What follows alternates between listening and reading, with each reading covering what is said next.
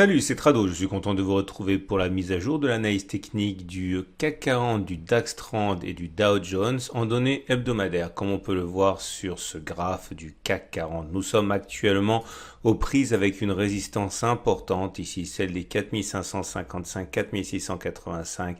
Mine de rien, la première fois qu'on a touché cette zone, c'était il y a 3 semaines et depuis, on bataille pour parvenir à casser cette résistance. Pour l'instant, le compte n'y est pas. Nous avons réussi en semaine à nous hisser au-dessus de cette résistance des 4555, mais l'échec est patent en fin de semaine puisque c'est bien à l'intérieur et pas au-dessus de la zone que nous clôturons. Cette zone de résistance a une légitimité importante puisque c'était une zone de support qui a été cassée et par la règle du changement de polarité, elle est devenue donc résistance.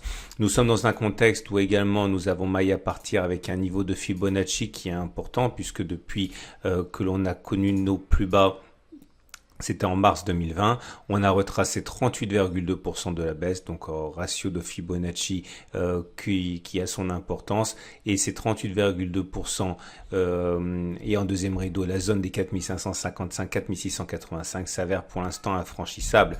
La tendance est toujours baissière, vous le voyez au fait que nous sommes en dessous de la moyenne mobile à 20 semaines qui descend, en dessous de la moyenne mobile à 50 semaines qui descend. Dans cette situation, il est clair que les résistances sont défendu par les baissiers et en tout cas ça correspond à une zone d'allègement pour de nombreux investisseurs.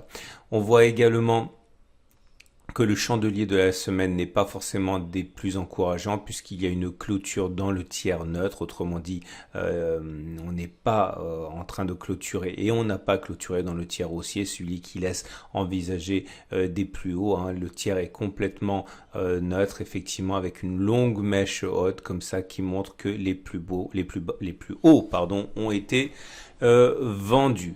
On va passer maintenant au DAX. Également en données hebdomadaires. Là aussi, pas de suspense. On est toujours en tendance baissière puisque les cours sont ancrés sous la moyenne mobile à 20 semaines qui descend, en dessous de la moyenne mobile à 50 semaines qui descend. Là aussi, nous sommes aux prises avec une résistance, celle des 10 860, 10 950, zone qui était une zone de support qui a été cassée à la baisse et qui donc a changé de polarité en devenant résistance. C'est ce qu'on voit maintenant en deuxième rideau, d'ailleurs très proche, les 11 370, 11 270 correspondent à une autre zone de résistance pour les mêmes raisons, support cassé qui a changé de polarité. Si on utilise les retracements de Fibonacci, on voit qu'entre les plus hauts et les plus bas de la baisse, eh bien on est venu buter cette semaine sur les 50% de Fibonacci, donc comme pour le CAC 40, une zone assez difficile à négocier avec cette convergence de résistance, que ce soit les niveaux de Fibonacci 50% ou encore les zones de résistance qu'on a mentionnées précédemment.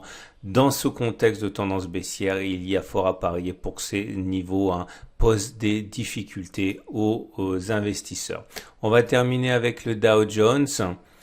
Toujours en données hebdomadaires, là aussi on voit l'importance des repères graphiques tout simples comme cette résistance à 24 680, 24 830, zone de support qui a été cassée, qui a changé de polarité en devenant résistance. Là aussi on voit l'importance des retracements de Fibonacci puisque nous sommes actuellement en train d'essayer de reconquérir les 50% qui font barrage depuis maintenant 4 semaines. Les cours oscillent. Nous sommes donc en situation baissière avec des cours en dessous de la moyenne mobile à 20 semaines et des cours en dessous de la moyenne mobile à 50 semaines. Donc là aussi, il faut savoir que les résistances sont défendues par les baissiers.